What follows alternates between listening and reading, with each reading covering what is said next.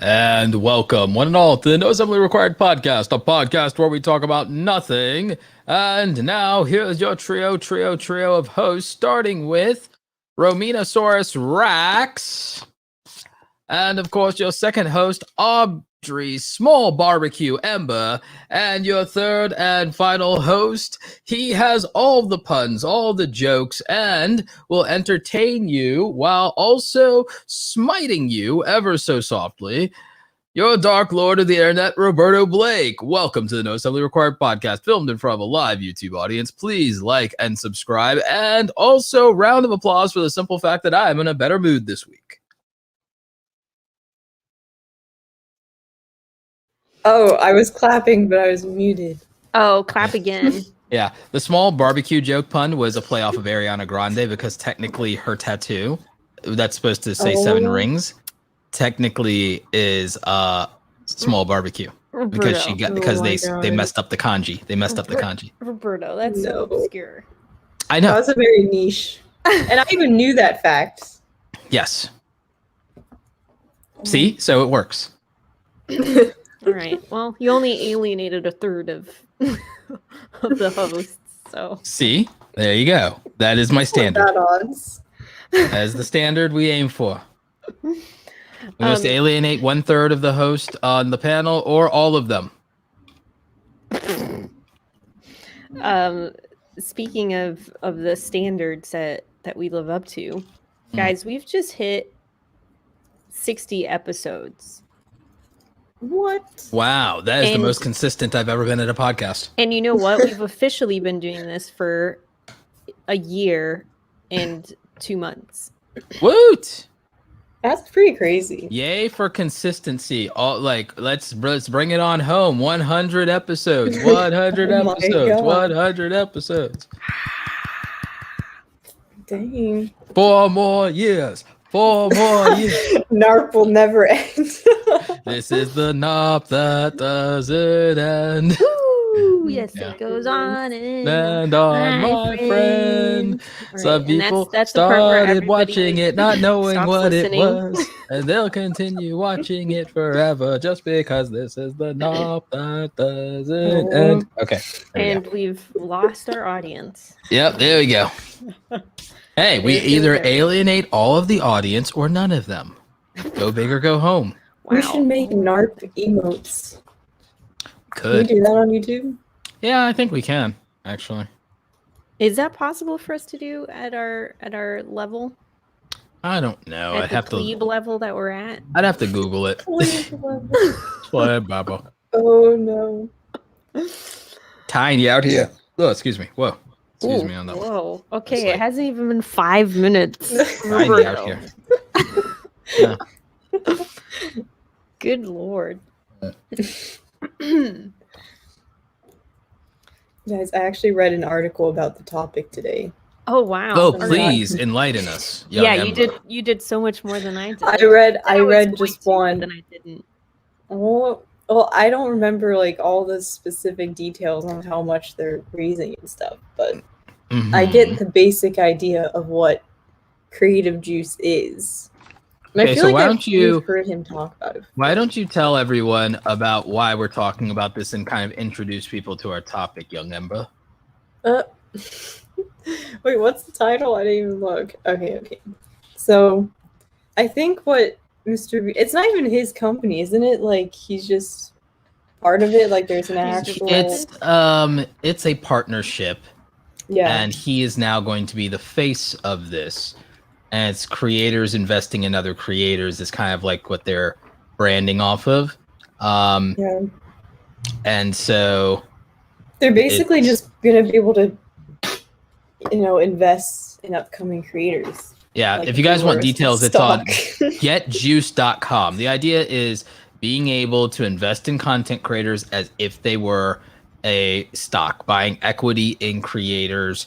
And it's backed by some of the biggest people in the platform, MrBeast, Preston, Shelby Church, Graham Stephan, Carter Scherer. So there's all this interesting stuff going on here. And again, the idea is small equity in the thing, and allowing creators to have creative control.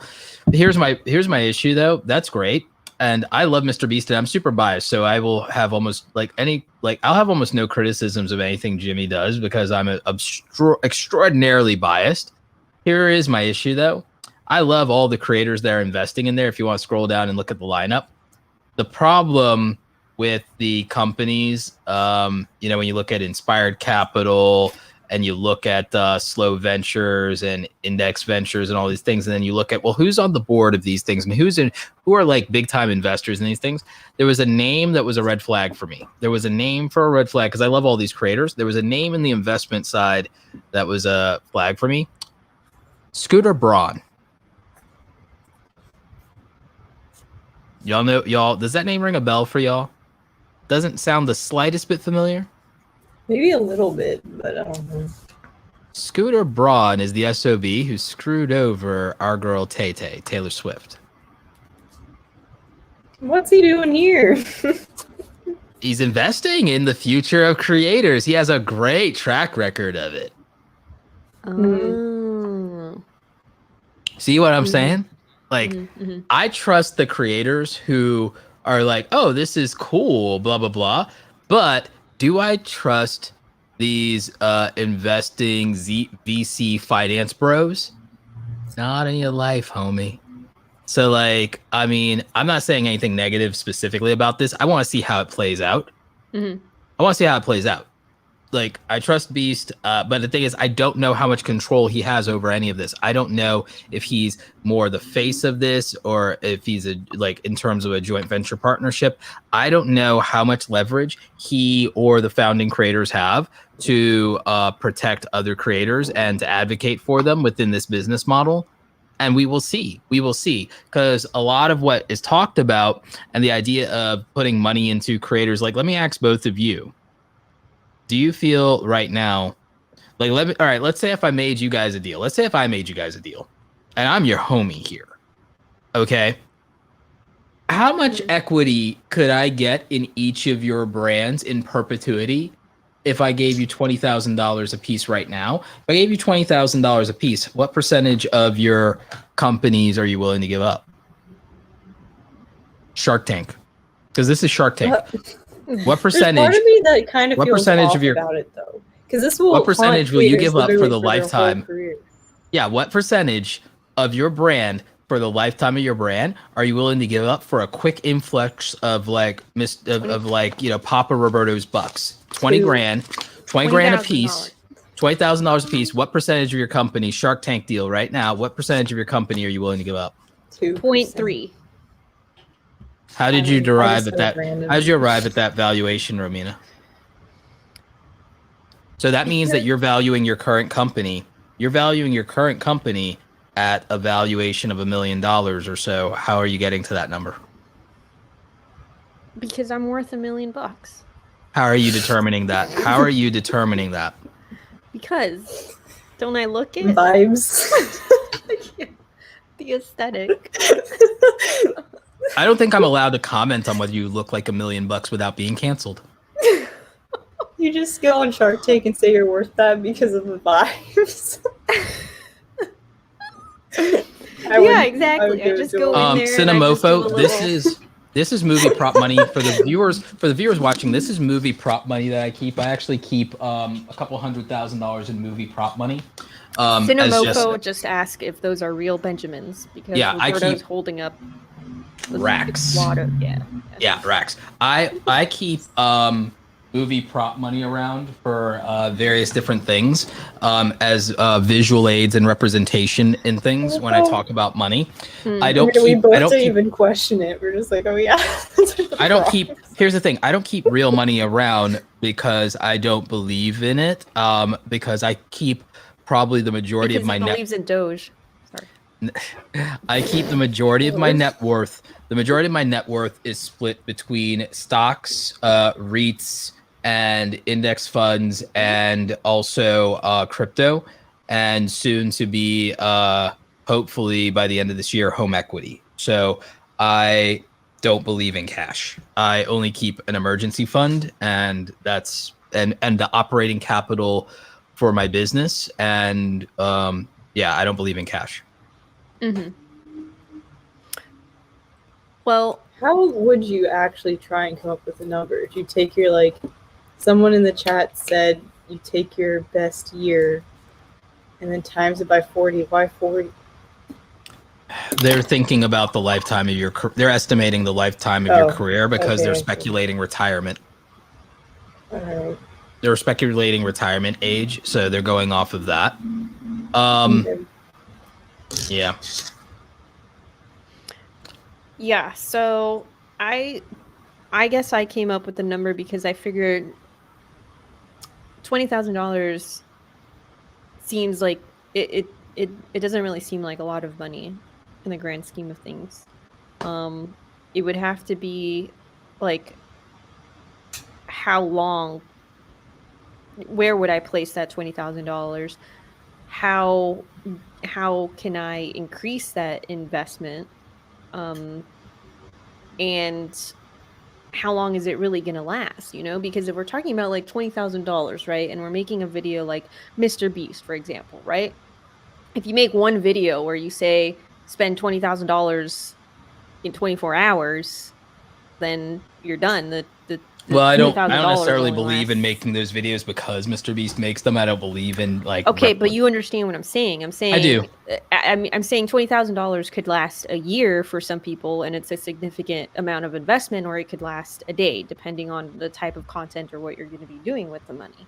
And I figure, like, if I'm going to be using it towards travel, for example, that's something that could maybe last a few months, maybe like 3 months, maybe. I built my initial brand. That and the equipment that scaled me to about roughly 100,000 subscribers on YouTube. I started with about $1,500 worth of gear, and I would say that I topped out at because I didn't even buy a camera with a flippy screen until I hit 100,000 subscribers. So my equipment was some newer lights, which are pretty cheap, a Savage backdrop, which is pretty cheap.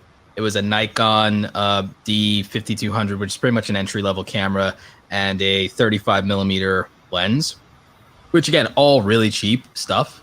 Like again, $1,500. And I had I already had a laptop, and it was like a $1,400 laptop. My major upgrade was upgrading to a $600 laptop at the time.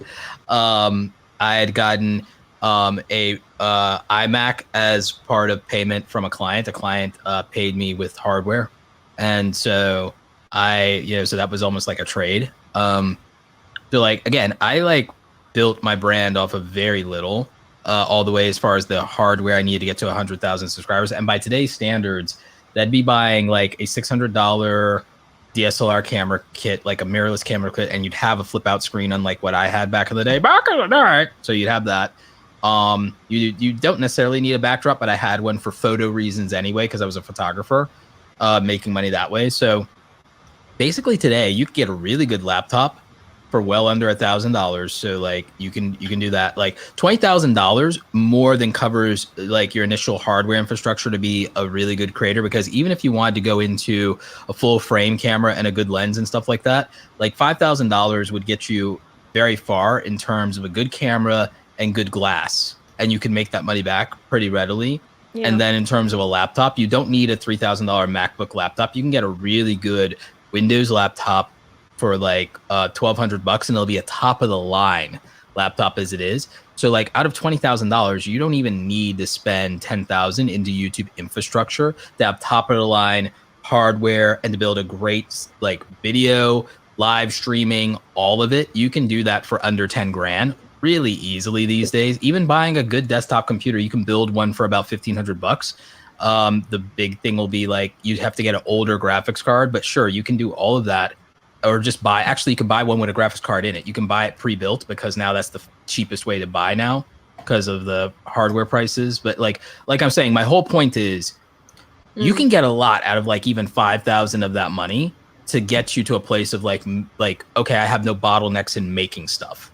And then the rest like could maybe be invested into whatever projects you want to do. Yeah. Like throughout the course of your like next year or whatever you think you would need to get you from like 0 to whatever. I mean, MrBeast got to 0 to 200,000 on a freaking phone. So it's like, so again, people think they need more money than they do because they think about what the money can and can't do. Romina, you're older than most content creators who start, just like I am. And that's not a knock at age or anything. It's just saying we're not like 15, 16-year-olds dreaming of being YouTubers.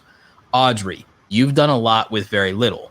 You already know how far money can go, and you've like benefited from doing your freelance work, and you've like figured out how to invest in yourself. You know, you have some experience with literally thinking about, oh, what would I do with X amount of money? You and I have had those conversations.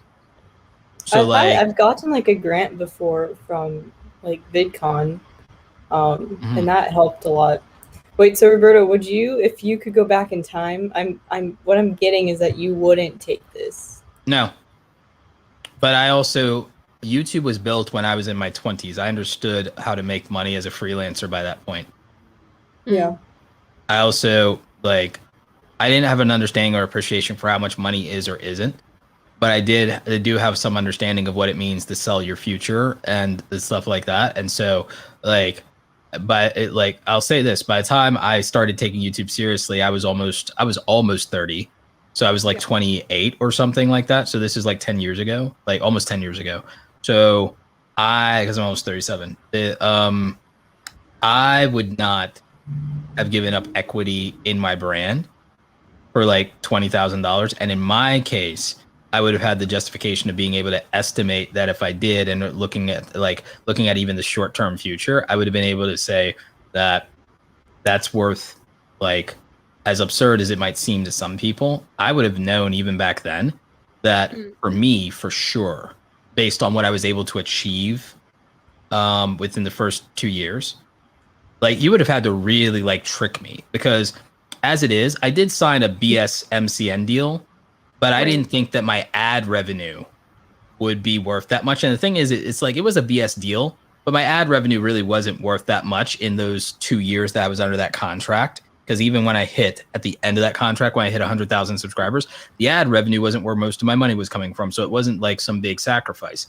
And so by the time they ended up still having 10% of my ad revenue, well, they were getting like, you know, like $3 or $4 grand a year or something like that at the time out of that.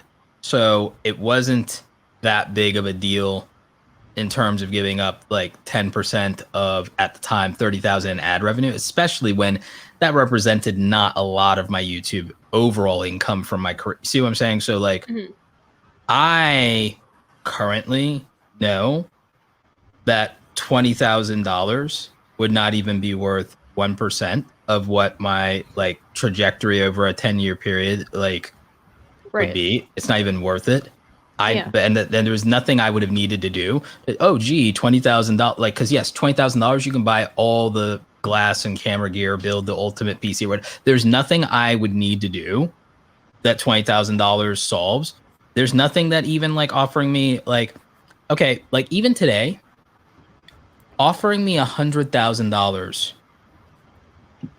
for like 1% of my brand, which is a lot of money. I'm not like, it's like, I still wouldn't necessarily give up 1% of my brand. Yeah, for me, for $100,000. Yeah, it's really difficult because I think about it from that. I guess I would give up 1% of my brand today for $250,000, though. For $250,000, I'll give up 1% of my brand today.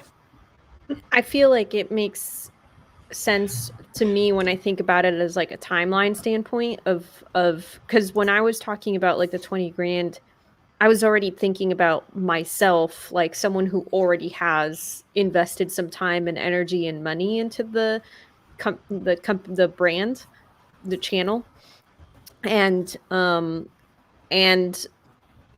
like it would be kind of like YouTube's next up, right? So it would just kind of be something to help me get to the next level of my channel.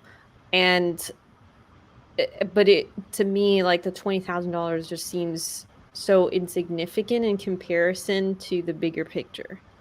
Yeah. And I feel like, again, like to me, like the 20,000 for me would be invested towards trips and being able to create some kind of production through that. with travel.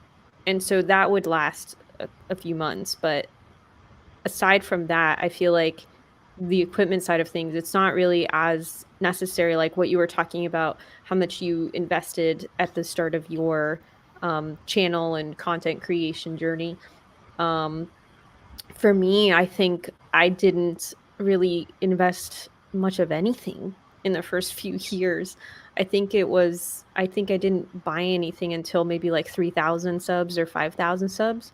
And when I did, it was a $50 point and shoot camera that I got off of eBay, which was the camera at the time that like every vlogger was using. Yeah. But instead of paying, $600 for it, I paid $50. Was this the Sony A5000? No, this was a Canon. It was the Canon point and shoot that everybody was using at the time. Oh, it was the Power Shot from back in the day. It was like the old school camera that like Amy Landino used when she was still Amy Schmittauer. Yeah. And then after that, it was another couple years until I invested again and bought the mirrorless, the Sony Cam. But before then, I was using a camcorder.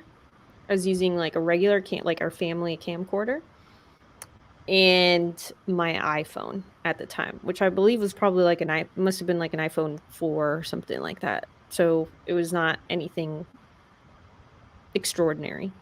But with that, I managed to grow a few thousand subscribers, and I was getting brand deals. And actually, you think at that point in your career, if someone literally showed you the money, cash in hand, and showed you that they can write you a check for $20,000 and they wanted like 2 or 3% of your brand equity forever, at that point in your career, would you have done it?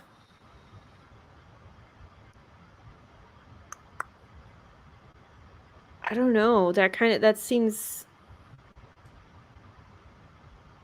I don't know, because again, that still brings up the same thing. Like I mean, I'm not a stranger to investors because it makes sense in the standpoint of like thinking about it like a film production. Sure. Where that's pretty standard. Yeah.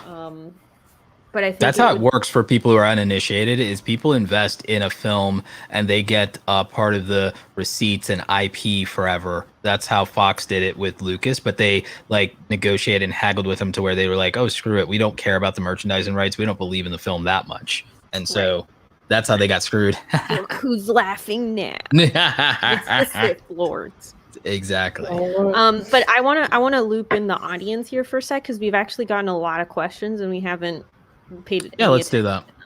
Well, Audrey thinks about whether she would take this deal back when she had like 5,000 or 10,000 subscribers. I'm gonna go back to the first question, which was Jake of all trades, and asked, "How would you protect your investment?" This is lawyers. Are they going to be like promoting the people that they've invested in? Like, see, I don't see. Right. That's the thing that it is to me. Would that represent a conflict of? Would that represent a conflict of interest? Would that like? Because the thing is, if like, well, Adobe, the Adobe residency, they invest in people by giving them stipends. Essentially, yeah, but they don't have ownership of you. They don't have. Exactly. They're not vested. They're not vested. It's just basically the Adobe residency is like a prolonged brand deal. Right. This I would have to see the legalities of this. I would have to see what the legalities of this would really look like. That's why I'm hesitant to be critical of this at all, because I'm like, we don't know. Like, we don't know, because all you can do is ask to be emailed about more information. Like, there's no way to truly. Did you fill it out? Not yet. I've been doing some back channel conversations about it with people, but like, I'm curious to know what email they send. Once they actually send out. I mean, I guess I could just put. I guess I could just put my email address in and like see what happens, but like, yeah, or like some anonymous email. There's just something about. I mean, I know this is how it works with all investments, but yeah. It's just the fact that it lasts forever, and it in perpetuity. See, I just told them they're like, oh, let's see if like they want, oh, we'd love to see your channel or whatever. So like I just sent them Zenbuster Music so to see what they think about a channel like that. That's not a vlog. Yeah. It's Yeah, like, what about someone- this someone- faceless music channel that can reach an international audience and is like, you know, Right. yeah, like Juanfer in the chat said, "Hey guys, did you hear about the kid that got 3 million subscribers in one day this week?" that can't be real. What? Juanfer, can you provide us more He beat details? Jake We're unaware. Paul? Yeah, I that did can't not be hear What real. does about Jake Paul say? I did not hear What about did that. Jake Paul say? What's It's that not lyric? possible. Said what? Jake Paul Um, has a lyric about getting a Uh, certain amount of subs in a day. I think that like God. is like I think James Charles lost that much in like a week that one time.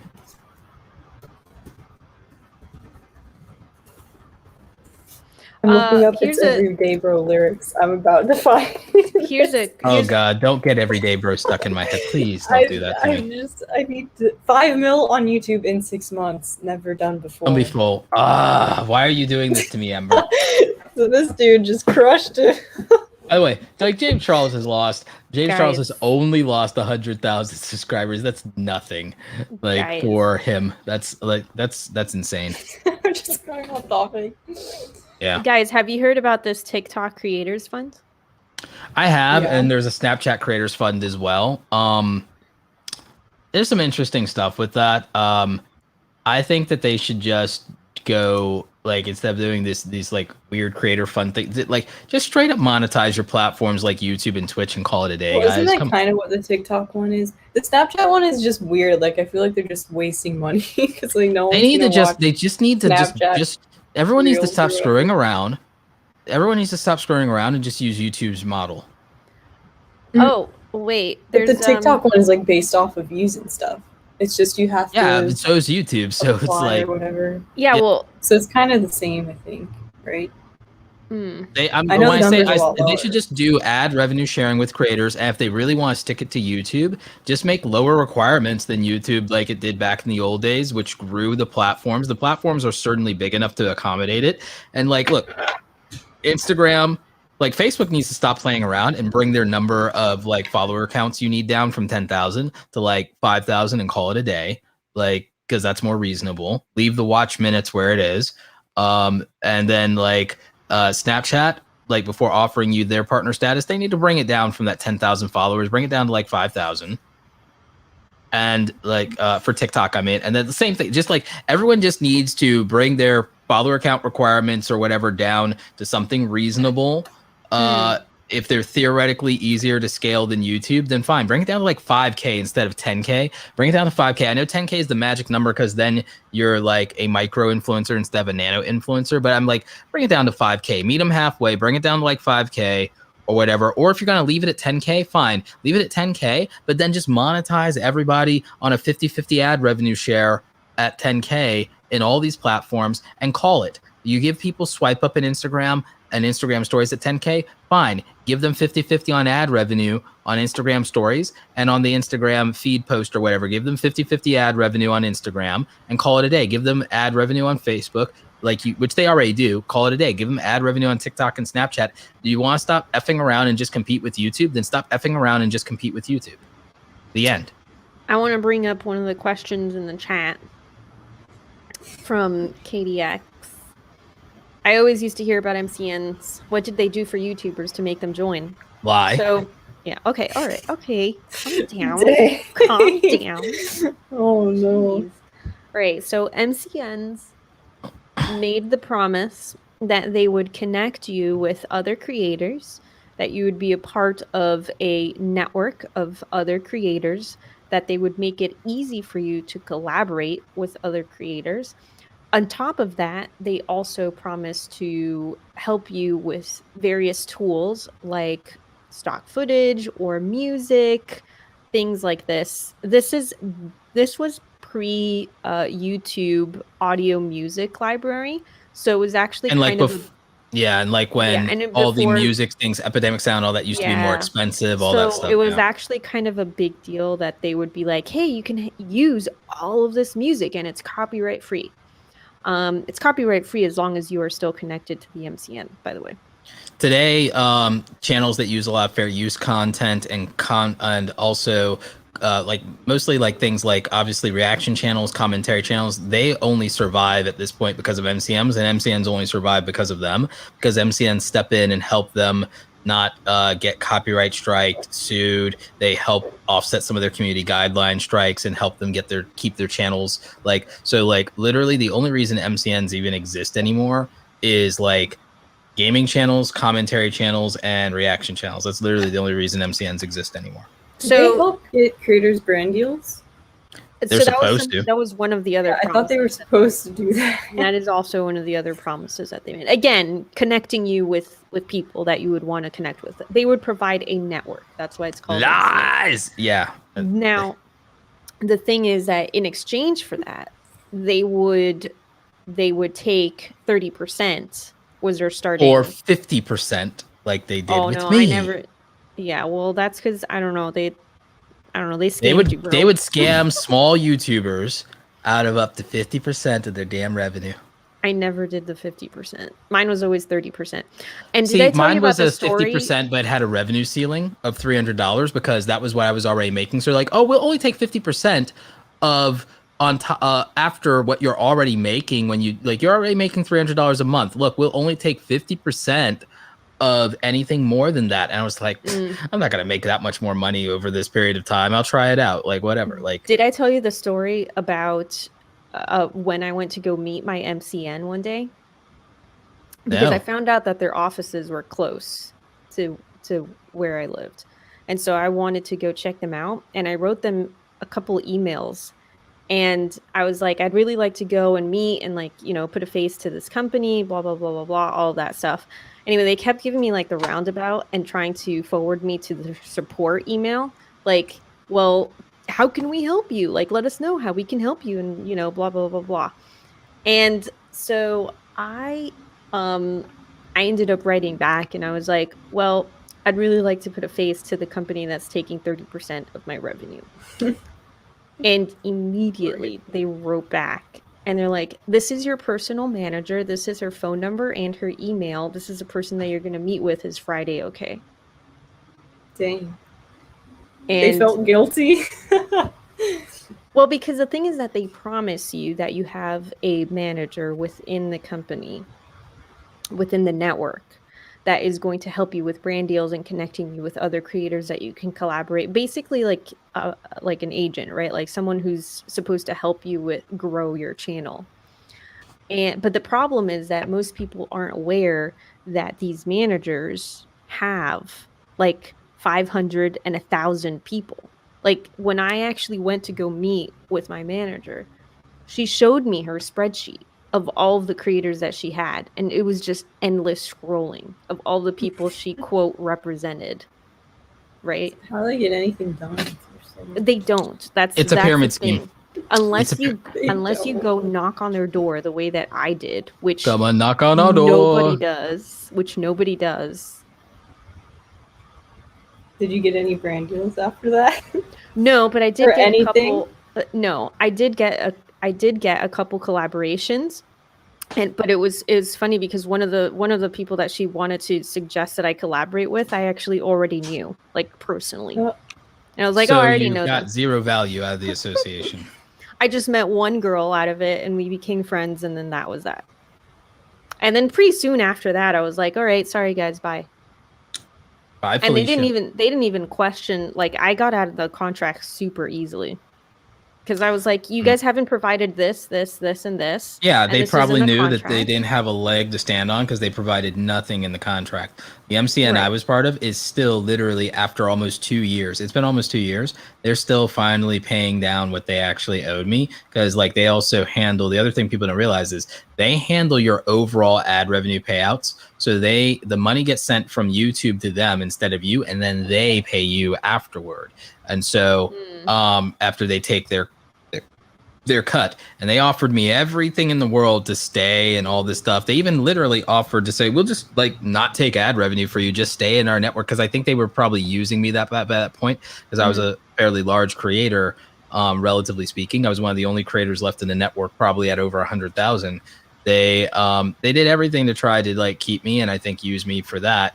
So they're still paying me off after like 2 years of like not paying me the remaining $4,000 that they actually owed me. Yeah, that was ridiculous. Yeah. And that lasted a long time too. Oh They yeah, took a while to do that.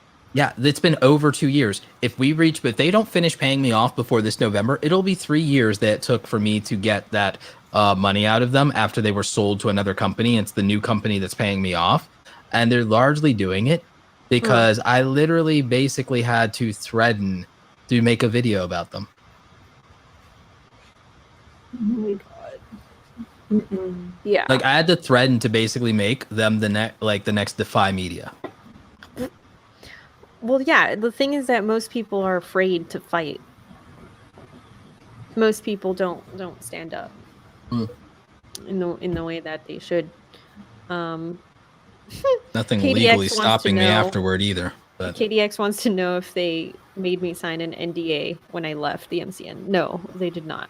I didn't have to They sign one can't. either. And the thing is, the company was bought by another company. So again, anything that I had in terms of contractual obligations to them are now no longer void. And I've been talking to my lawyer about it. And all we have to do is make sure that I never say anything that that could be construed as slander. So all I have to do is use a few careful words, and they won't have a leg to stand on. And I can say whatever the hell I want. I just have to literally run it by my lawyer first and read my script verbatim, and I am legally protected and can say whatever the hell I want. I'm just waiting to finish collecting my coins.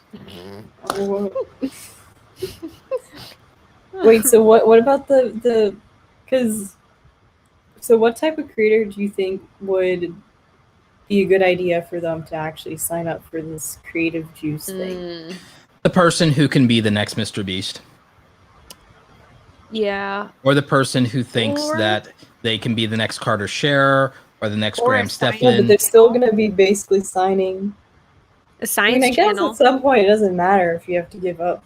I'll put it to you like this. I'll put it to you like this. YouTube gave out massive grants in the early days of YouTube. I can't remember whether they gave out $100,000 or $1 million to channels. What do you remember, Romina?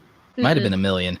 It was the YouTube Channel One initiative. You know who the only people who they got even on their investment? I think it was 100,000. I think it was 100,000. Okay, so it's 100,000. You know who the only people who broke even on the investment were? You guys want to guess? Hank and John Green. Yes. How did you Oh my know? god! Did I you remember actually did not know. I think I've told you the story before. I think I've told you this. You Yeah. probably It was John and Hank Green. SciShow and Crash It Course. just seemed like a solid SciShow thing and that Crash someone Course. would bet I on. still look over Hank's proposal deck and how he wanted to spend the $100,000 budget. Like I still look over that and reference it and talk about it with creators to this day. In fact, the lecture course, literally I'm building a lecture course that I'm going to put behind for my channel members and for Patreon and for anything else that's like $5 or $10. I'm going to be putting together my own exclusive Netflix like we talked about, but basically it's just going to be me doing lectures. I'm basically going to do a lecture hall on the creator industry and a lecture hall on my philosophies of business. And it's content that would never fly on my main channel no matter what I do. So it's going to be the members only thing, and it's only going to be it's going to be the $5 and $10 a month kind of thing. And there's other platforms I can host it on too. So it's anywhere that people want to pay $5 or $8 a month or something. It's going to be me doing whiteboard videos and talking about the history of YouTube and doing things like analyzing historical YouTube success stories, business models. I'm going to break down business models. It's going to be literally a lecture. It's literally going to be a lecture hall. It's going to be literally a lecture hall, and it's going to be paywalled content. It's not going to be an every week thing. It's going to be here's 5 episodes. Here's another 5 episodes. It's going to be just series content. But I bring that all up just to say I want Hank and John Green's businesses to be studied by future content creators. Studied. And you're going to provide that material? Yeah, I'm like gonna like do it kind of like how if I was teaching as an adjunct professor at Kennesaw University here in Georgia, I would just do That's if so I was like, specific. yeah, but well, no, they have like Kennesaw University is great. Georgia Tech, I do it at Georgia Tech, but Yeah. you could do it at Georgia Tech, you could do it at SCAD, you could do it at Kennesaw. Like there's like those are the three big schools in Georgia. There's only Right. three schools in Atlanta worth talking about. The only three schools in the Atlanta metro area worth talking about are SCAD, Scared. KSU, and Georgia Tech. Georgia There's only three. There's only three. Oh, Just like in man. North Carolina, you really only have Chapel Hill and Duke and no, that's pretty much it. Like, oh, I guess you could say UNC. All right, you know what? UMC Wilmington isn't like bad. I'm not gonna knock them. Like so, like yeah, NC State's okay. Like, but there's only like in any given place, there's only a couple of schools that are worth mentioning. Yeah. Before we go too off the rails there, on that topic, we've got our resident doctor in the chat actually brought up a good point here, which is that 20K here in the U.S. might not seem like a lot, but in another country, it might equate to 200,000 or more. See, the issue with this is I almost guarantee you that this would be I almost guarantee you this will be US only, because if they're going to make this like real investing, they're going to have to play by SEC rules and regs, which is the other issue I have here is how does this end up regulations? Yeah. And then how does this end up influencing and how like there's a possibility of this accelerating regulations of social media. Because think about it, this is something that will put the SEC on like, well, look harder at this creator economy. Like, I'm like, anything that makes the government look at the creator economy is like kind of like, God, why? Leave me alone. The last time they did anything, it was COPPA. Look how well that worked. Like, yeah, I'm over here like wearing bloggers. camouflage, like trying to hide. I'm just like, just don't touch me. I do have a question, guys. It's a little bit irrelevant here, just to go off of the tangent. All right. I feel like my lighting is flat. Is that just like, it is. It is. So how do I fix that?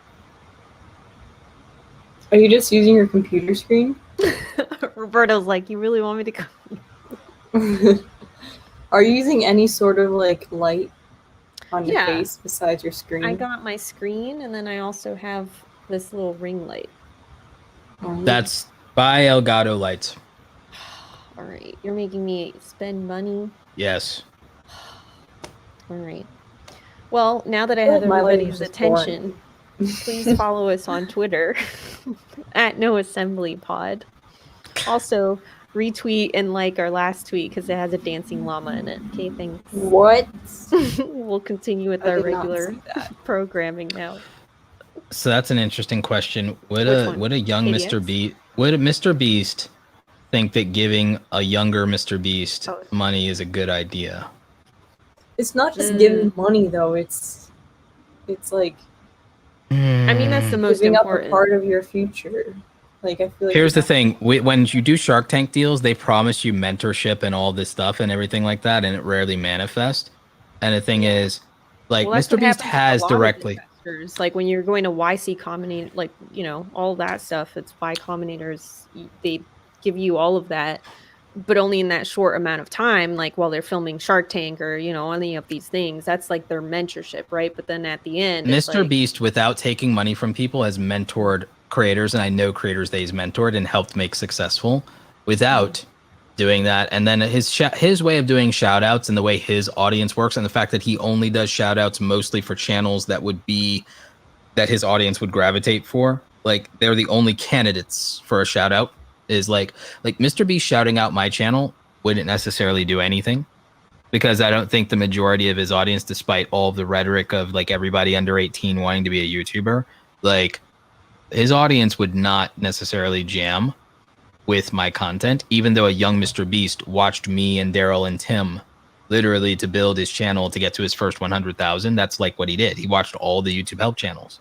You know, he won't You know, he won't dispute that. He know, like he did. That's why him and Daryl work together today now.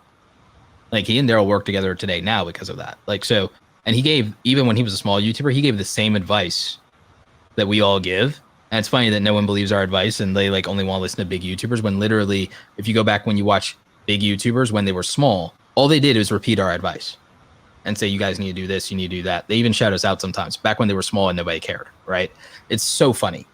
I say all that to say this: MrBeast would be able to grow any creator pretty much that he wants by just mentoring them and giving them advice and spending some time with them. It's like, because the thing is, what grows, a lot of people think that they need money to be a creator, a big creator, but that's like, that accelerates your path to virality. Like when people ask, well, like there's a number of factors why Janelle Ileana blew up, but why I boil it down to that makes people click when I talk to them in Clubhouse, I'm like, did you have $35,000 to spend on your first week of doing YouTube content? And they're like, no. Did you have 2 years of prep before you make your first YouTube video of literally 2 years of living the story that your first video will be about, like for real? And that's like almost all your first video is about, like where you just did the most interesting lifestyle in the world for like a year or two. They're like, no. I'm like, okay, cool. Because Janelle spent $10,000 to buy a used van and then spend another $10,000 to $15,000 decking it out, repairing it, and then spent a year, after a year of working on the van, she spent a year living in it before she made her first YouTube video. It's like, so Janelle spent $35,000 and 2 years to create the story that would become her first handful of YouTube videos, and you didn't do that. And then I go, Scotty from Strange Parts. Scotty from Strange Parts, his first video was a viral video too. You know what he did? He spent 6 months walking around manufacturers in China collecting the parts to build a custom iPhone. Do you have the knowledge to build an iPhone from scratch with just the parts that you can get from manufacturers? Do you have access to China? Do you have 6 months to learn video editing specifically only for this one video and to film it? Do you have 100 hours to put into your first YouTube video ever? 100 hours just on the editing alone to put into your first YouTube video to make it a viral video? Right. Do you have the thousands of dollars it takes to go ahead and get all the parts and to go throughout China, all over China, to get the parts you need to make a custom iPhone and the knowledge to do that?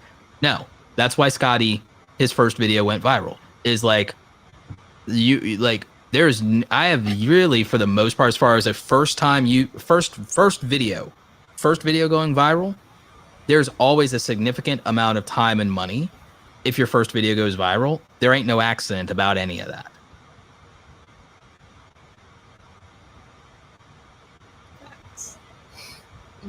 I was just looking at her channel. I haven't checked in a while. She only posts like every month or so. Yeah, she can do that, and she has a loyal audience. And the thing is, she's making like really good stuff, and it's like it's like, and the thing is, people aren't burning out, and then people are like enjoying the idea that she's living her life, and she posts to Instagram pretty frequently. Last time I talked to her, she's doing well. So,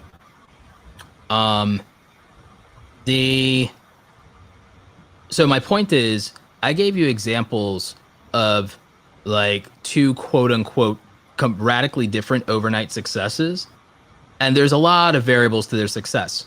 But at the end of the day, it boils down to they spent more time and money than any reasonable person has to launch their career. Now, when we talk about getting funded by MrBeast and getting something like $20, $30, $50, $100,000, they'd be looking at a creator that they know money would scale. What does that creator look like? I'm not entirely sure. Because the thing is, from my standpoint, I don't really believe in doing content in such a way to where it can only scale by throwing money at it. The MrBeast model of making content starts out really as a loss leader. Maybe like a streamer would be But like, you don't even really need that much. No, for a streamer, I could offer a streamer $10,000 to $20,000, and then I'll do that now. I'll like a streamer. I'll give you $10,000, $20,000. I will literally deck out and have someone build your streaming set and whatnot. If you really think you're going to be Dr. Disrespect, it's only going to cost like to get you all the top tier. But if you really think that, I'll pay that money now, and I will literally take like 3% of your brand forever, happily. I feel like that's like easy, or that could really, I don't know.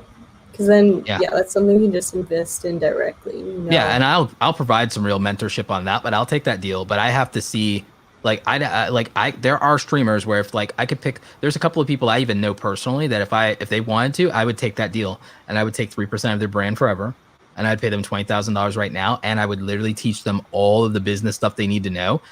I would take my company and we would build their media kit and their branding, and we'd build their website and their e-commerce thing, and I want 3% forever. I'm that confident in their talent and in my ability to scale their talent. But that's a different model than what I think Creative Juice is doing. Which, by the way, I'm not knocking it. I'm just saying I have to see what this turns out to be, and I have to see what the success stories are. Because again, I just don't know enough. I'm not going to knock it. There are videos out there that criticize it already. There are people already literally reviewing it, and it's not even up yet. It's all speculation. They're reading the articles, and there's reason to speculate. And there's but they're going off of, is this like an MCN? Which even we did that, but like I don't think it's the same. But it's also, there's no way to prove that yet. You get what I'm saying? Yeah. So I'm not against this at all. I've always thought that investing in creators is a good idea. I just don't know. I know I could cherry pick creators that I think are ROI positive for me, and I know what I'd have to do to get my money back. You see what I'm saying? But if it's people applying, that's totally different, because they're applying and they're like, oh, make my dream come true, subsidize my lifestyle for a little bit, and oh, sure, I'll figure out making your money back, and I like want to be a YouTuber so badly. Like there's everyone who believes that, or I want to be a streamer or a TikToker or this or that so badly. Everyone believes that they can make it. Very few people do. I have an eye for talent. I've always had an eye for talent. I always support people on the come up. I supported you, Audrey, like Jade, Sunny. Like I always see like Bijou Mike, Skip the Tutorial. I have an eye for talent and who's gonna make it in this like industry. Well, I hope they have those. I mean, MrBeast, but I hope all the other people are. He has an eye for it. I just don't know if it's up to him. That's the thing. I don't know how involved he is. That's where I'm concerned, because I don't know how much power the investors have. Like, who's the ones who are actually making the thing? Is they the just money suggesting, or like what? I'll tell you what. All these venture capital funds definitely have more money to play with than the richest of these content creators, because the richest of these content creators, even Graham Stephan, are mad conservative about how they invest. You know. Yep. I haven't met Graham personally, but we've talked in chatter and in live streams and stuff like that. I love Jack. I've actually met Jack through Clubhouse. I've had a few interactions with Meet Kevin. I love him. I don't know everybody else as a creator who's involved. Here's what I do know. I do know finance bros, and I do know that they got a lot of money. They're very vicious, and I don't believe for 1 second that they believe in the vision of creators. I believe that they want to make money off of this the same way that these investors, like, they didn't care really about the tech or the culture or anything like that. They wanted to back David Dobrik's Dispo app because David Dobrik was a beloved creator until people wanted to cancel him. Like, that's the only reason that actual investors, a VC fund, one of the biggest VC funds, invested in his app. And that's the same thing that's happening here, is these people just like, we know this is the future. We don't understand anything about it. We just know that this is an opportunity for us to make a lot of money. KDX, I see your question in the chat. I'm not going to skip. I'm skipping over it because this one is more related right now to the conversation. Jake of All Trades says, if you were going to put 20K into anything, what would it be to get the best ROI? Anything, or are we still talking about anything at all? This is just like a short little tangent. Jeez. Anything. You sure about that? You got 30 seconds. The way I did it, well, back in the old days, I put that money into myself, and if I were doing it today, I either put it into home equity or I put it into Apple.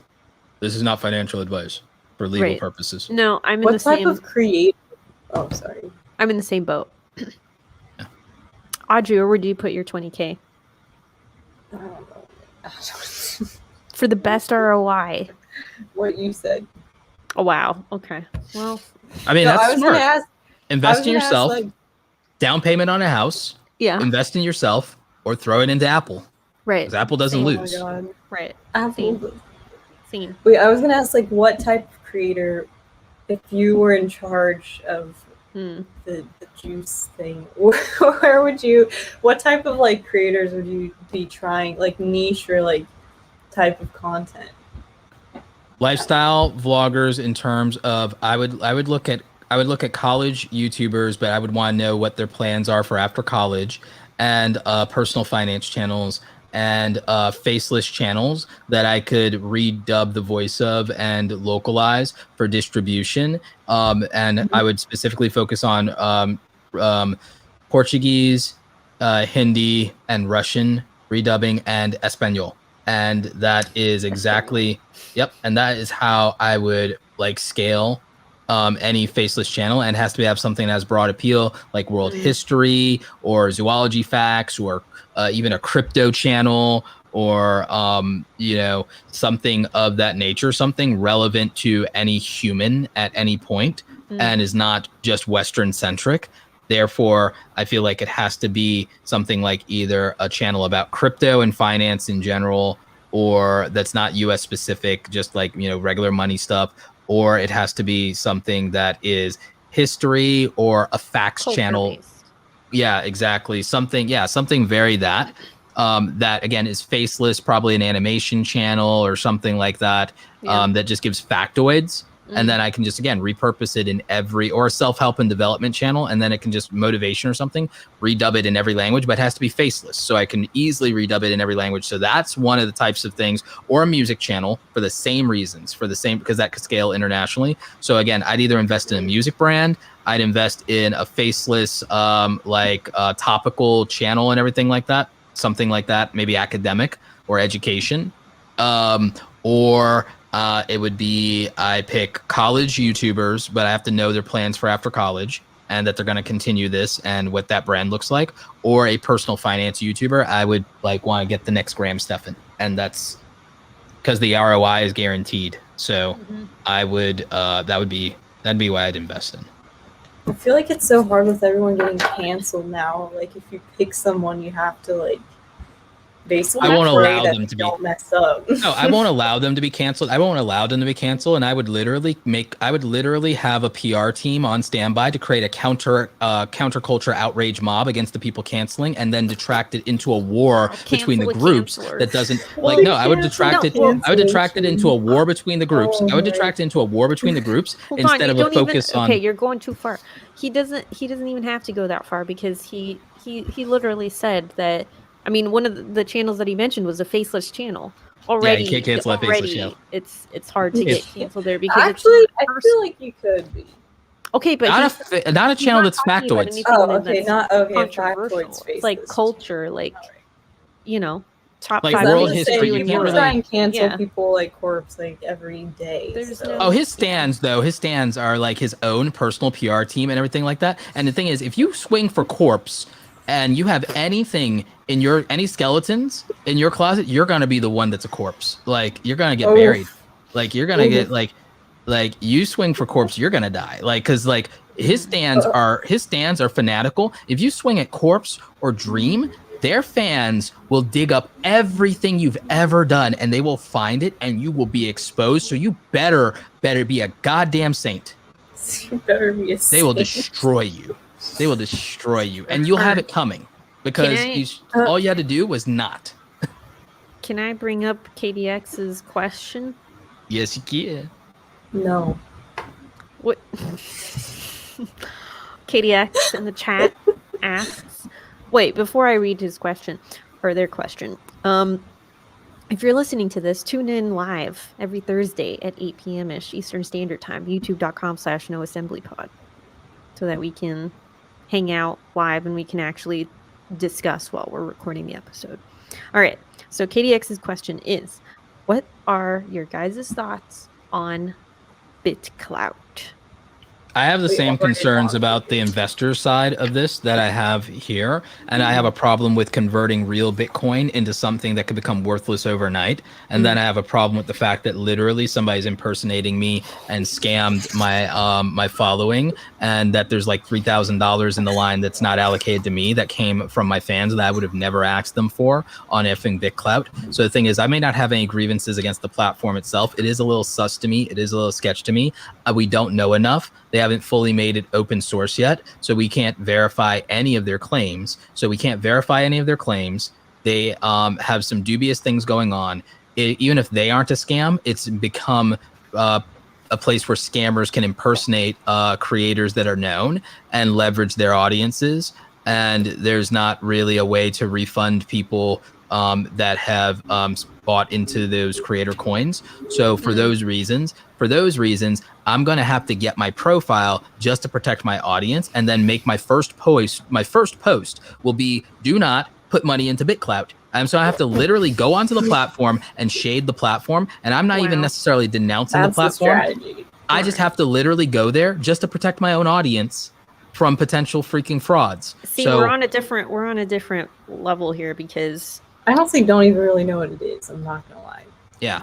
Blake, I'm just assuming it's another Doge or something. And by the way, I'm a blockchain believer. Wait, hold on. Let's explain. BitClout is like, it's kind of like Twitter, except that it's decentralized, and so it has coins. It has this thing called creator coins. So every person who has a profile has a creator coin, and you could essentially bet on a creator by investing in their coin. So like if I want to, I can invest $10 and buy your creator coin, Audrey, $10 worth of your coin, whatever, how many coins that's worth, because I believe that you're going to be, your coin is going to be worth a lot. But so you can only do it with actual Bitcoin. Right. So I can only do it and can't withdraw it. Right, for now. But there is a cut. So the creator does actually make a cut out of it. And you can decide how much you want. And the scammer, the impersonator decided that they want 75%. So the impersonator of mine decided. Right. Well, did you already email the email? I haven't yet. I'm going to. Well, then get on that, because I am. Wait, so someone did impersonate you? Yeah, his I have to profile fin is it. not one of the BitClout generated ones. It's definitely an impersonator. So he has to get that sorted out, because that's not good. Yeah. So so I have to make a move on that. I think it's an interesting concept, and I'm just gonna I claimed my profile as soon as I could. Yeah, just to get the real estate. I get it. And I'm just there.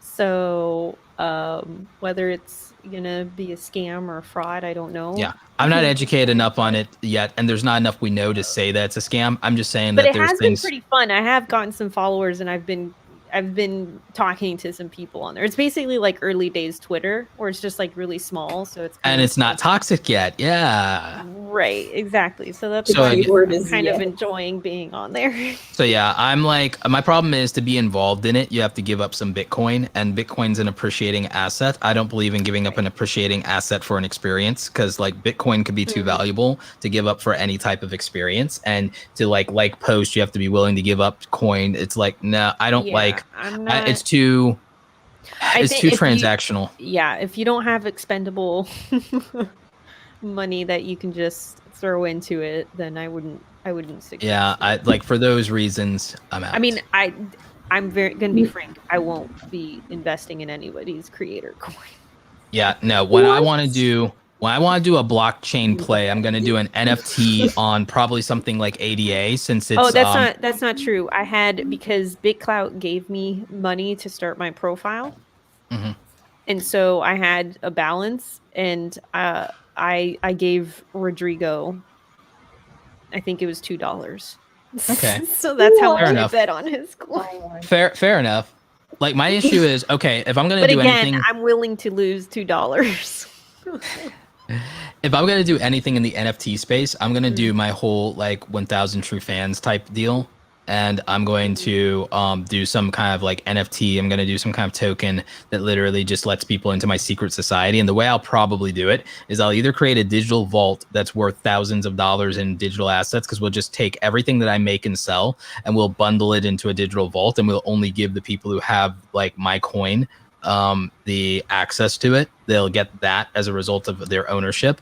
And we'll also probably actually physically manufacture a physical coin that we can actually send to people, which will be basically a token, which means if they ever see me in events and stuff like that, they're part of my secret society. So we'll actually figure out how to do perks for them. So like I would actually build out a brand around my secret society and build an NFT model around the idea of having a secret society that has a digital access to a vault of resources, and then maybe lifetime access to anything I make as far as a digital product, not my services, not the services of my team, but any digital products we make, probably lifetime access to that. So I'd probably sell my 1,000 coins at $1,000 a pop, and that would be that. And I would just like ration them out at different periods of time of like, all right, we're like dropping 100 coins this year, we're dropping 200 coins this year, some crazy thing like that.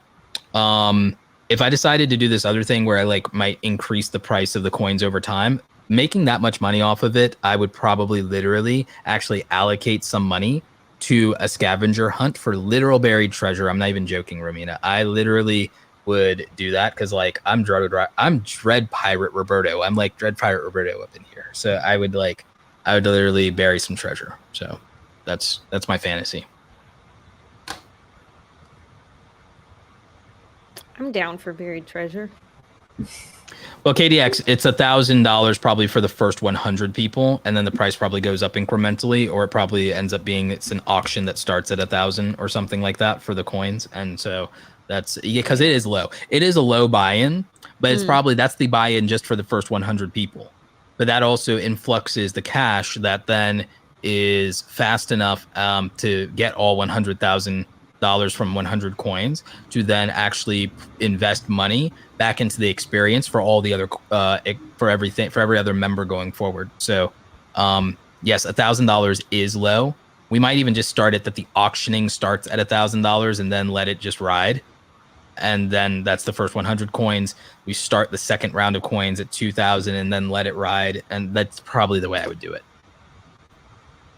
I'll let other people determine the value of the access to the lifetime membership and to the vault. Also, 9 plus 10 equals 1,000, so it just makes sense. Oh Lord, this again. No one answered my question. I'm very disappointed in the chat. What's your question? All right, guys. What is 9 plus 10? This is Audrey's question. This Please is a in the chat. callback Please, to the last episode. For the I love don't of God. I don't know this one. I don't know this meme, and I don't care. Didn't I send it last time? Hold Yeah, on, you I'll send did. You did. He forgot. Send it again. Look, Roberto's You say it's getting up 21, there and in I don't age. know why. Look, You say it's Roberto's 21, getting up and there I don't in know age. why. We have Hold to on, talk slowly to him. I don't know We have to why hold him it by would the be elbow 21. when we walk. I just sent it. It's a meme. It's a very popular Vine. Yes, see, look, we got one. I Wow, kind of Audrey, missed do the you whole feel good Vine about thing, yourself? and I missed the whole Vine thing and got to enjoy them all coming to YouTube. Oh my god, I did too, honestly, but I still know this one. That's how popular it was.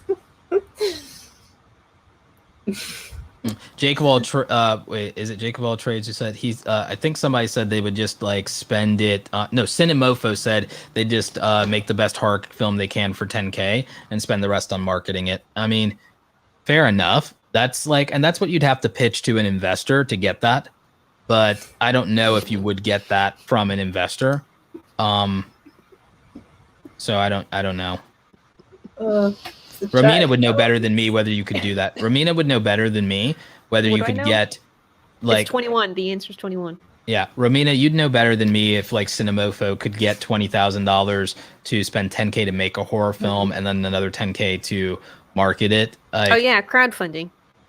crowdfunding probably be your best bet instead of getting an actual investor. Here's the thing with investors, it's a Grants little bit probably tough.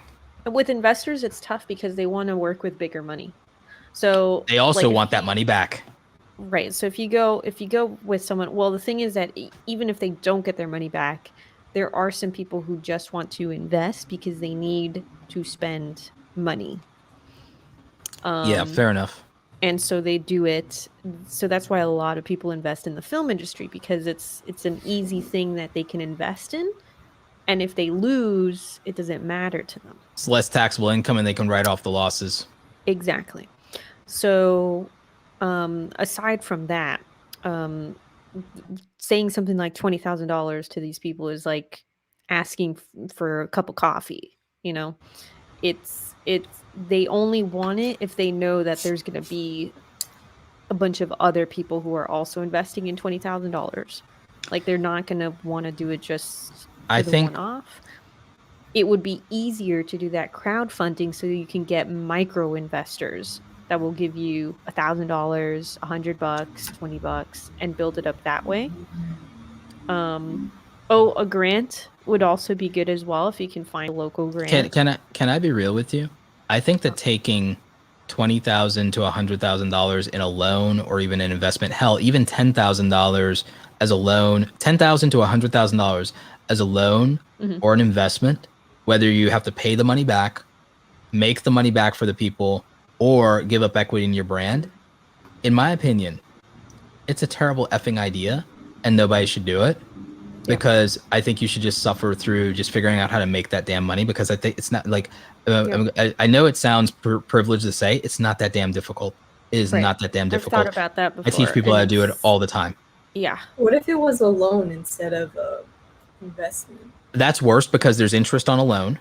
There's a absolute legal guarantee of repayment and repayment of the interest over time. And then there's the stress of that. And the thing is, people fail and default on loans all the effing time, whether it's the bank, whether it's their student loans and everything like that. Loans, borrowing money is a horrible effing idea. It's a horrible effing idea. The only reason, now here's where I think it is, especially if we're talking about a business venture or a thing and you betting on yourself, it sounds great in theory. It's a horrible idea. Taking that money, if it literally saves your life or gets your life together, fine, take it. But in order to build a business or do this or whatever, or go to school and everything, I think it's a horrible idea. I think even taking that money for college is a horrible idea. I've always thought so. I don't believe in debt. You know that. I really don't. I don't believe in debt. Money you don't got.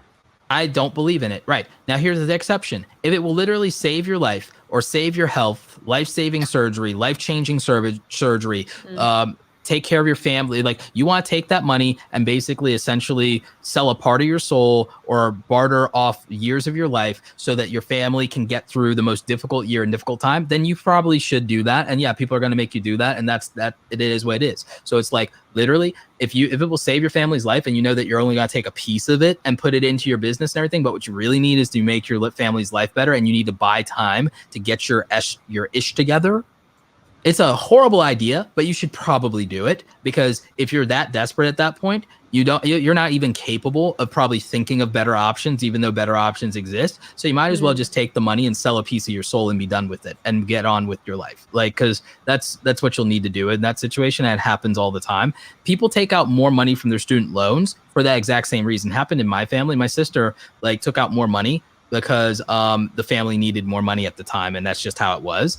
And but it adds up, and it's like, it ends up being with you for a very long time if you can't deal with it and repay it.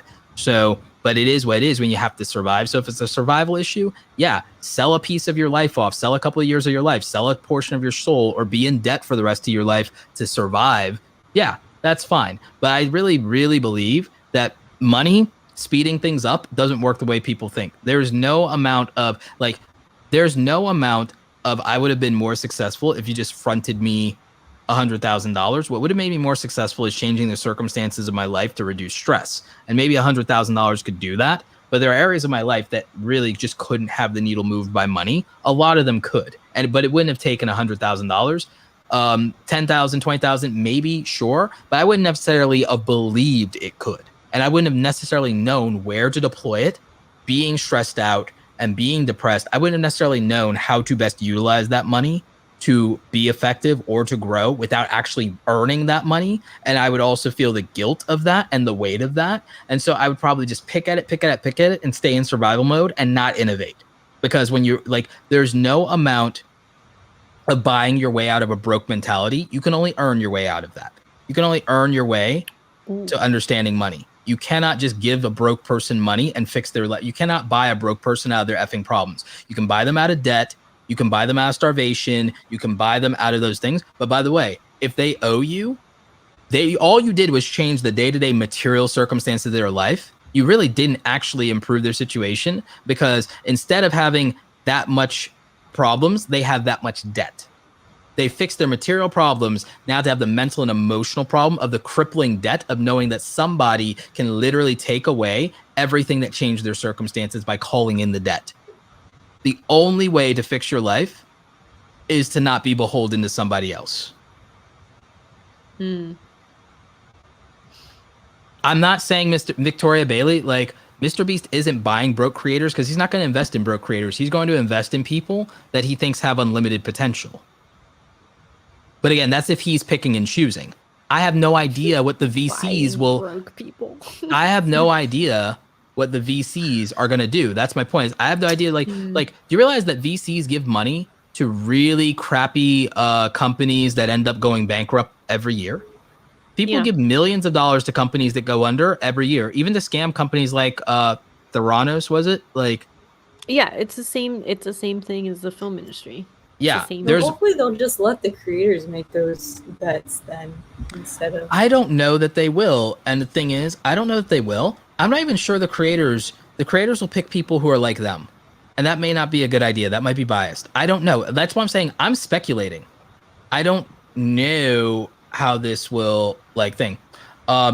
Victoria says no in his current channel. He's just being generous. He's just giving away money, and there's no strings. MrBeast isn't loaning people money to fix their lives. He's giving them money, and they're like, they have no strings. So they are solving their material problems. But the thing is, it depends. I do think that sometimes an influx of cash of giving someone $5,000 or $10,000 to get their life together, assuming they use it to get their life together, that would probably work. But I don't know how that works long term.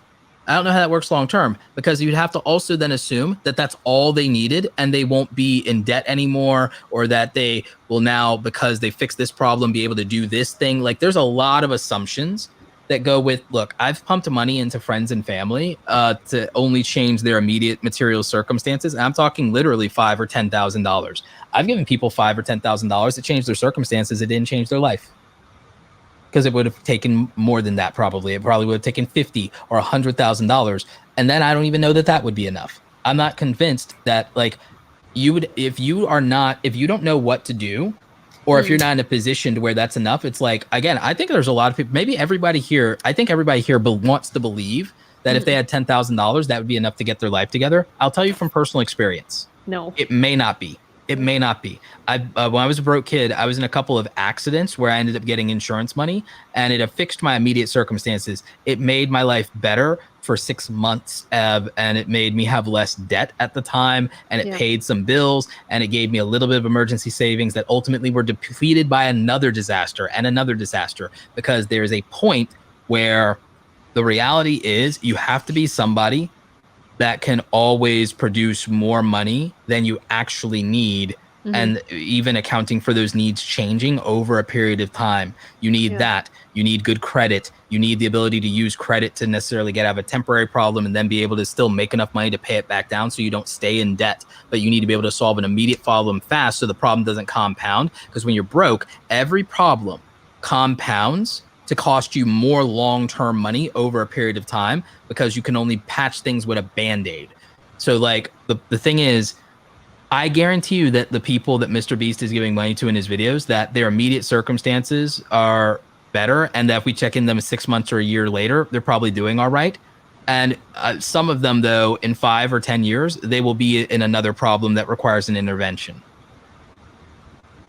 Because if they never become somebody who moves beyond the person that created the circumstances they were in, it won't change. Speaking of an intervention, I think it's about time that we wrap up.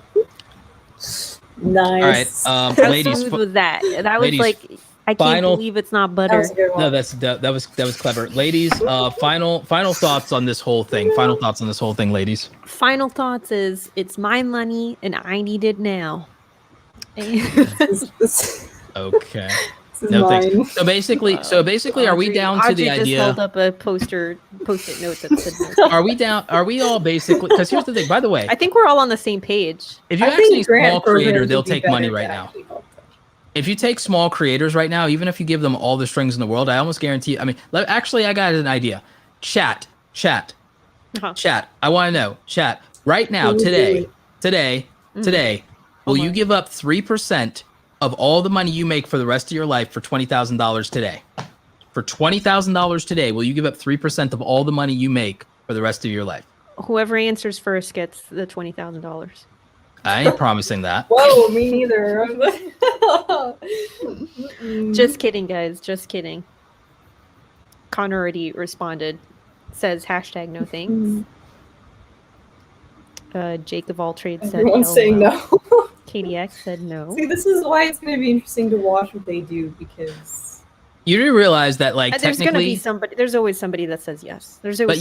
but you know, technically, when people But, like, take out massive student loans, because the interest, the compound interest, that's ultimately what ends up happening. They end up giving up roughly 3% of their income for the rest of their life by what they pay down and never pay it off over the period of their lifetime, because the compounding just keeps getting so damn high. They end up paying the loan off so many times. The school ends up getting multiple times over what they shelled out.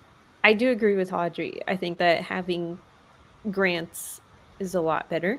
I think it just works out. Yeah, but it's not a business where they. My long-term nonprofit. Yeah, that's fine. My nonprofit, the future of my nonprofit is micro grants. We're only going to give out $100 to $1,500, and it's like, why $100 to $1,500? Because, like, well, $1,500 is what I started with. So, like, you know, like. I agree. Like, maybe adjusted for inflation, we'll make it 2,000 as the top of those grants. Maybe because we're just adjusting for inflation. So, Like, I wonder why someone like MrBeast wouldn't do something like that instead of. because they already do philanthropy for non-creators, and I think his bigger vision is the things like the food bank and helping people in general. The creator side is a business, and the thing is, like, you know, so since it's a business, he's trying to like one. And again, I think that this is just an idea. Like, I think his big thing is he wants to be first, and the thing is, it may or may not work out, but he's hired smart people and put smart people in place. That's why the thing is, I don't know that he'll be leading this versus being the face of it and being on the board. Because again, it's investing is not his area of expertise. And the main thing that is like, I don't know anything about stocks or anything like that. I'd rather just literally invest in content creators, because like YouTube's the only thing I'm obsessed with besides anime. So like that was what he said in a video about this. So like he's doing the thing he knows. I invest in tech and in creative companies because that's the thing I know. You know, I know that. Like I'm like, now that I'm older, I understand the real estate better, and now I'm like, okay, I understand the value of real estate, and I'm investing. And now I have family members that have done real estate, so like I'm like, okay, I'm educated enough about real estate to actually care about and give a damn. So now I'm like, whatever, no, but give me the 20K and maybe I'll change my mind. It's like, that's not how it works, Obi. But yeah, so like I invested myself because that's what I knew.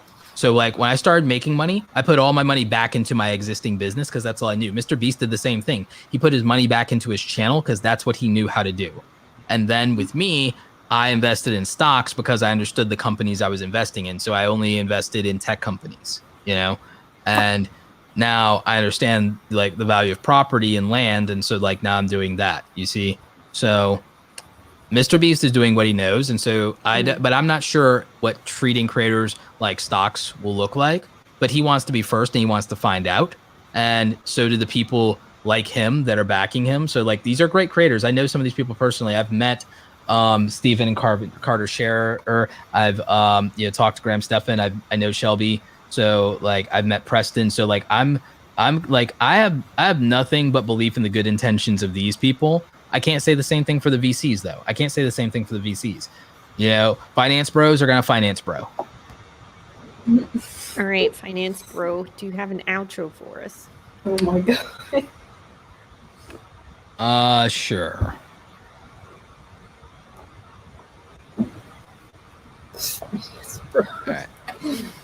Thank you for listening to the No Assembly Required podcast, a podcast where we talk about nothing and speculate about the financial future of the entire creator economy. Tune in next week when we'll regale you probably with some other interesting topic, probably something not money related this time. I don't know. I'm just making things up as I go along. Thank you for listening. No audience members were harmed in the making of this podcast. And also, maybe you guys don't take the deal when people offer you money. Anyway, this has been your trio of hosts, starting with Audrey, no thanks, Ember, Romina with the good hair, and your favorite financial YouTuber, the Dark Lord of the Internet himself, Roberto Blake. Thank you for listening. Nop.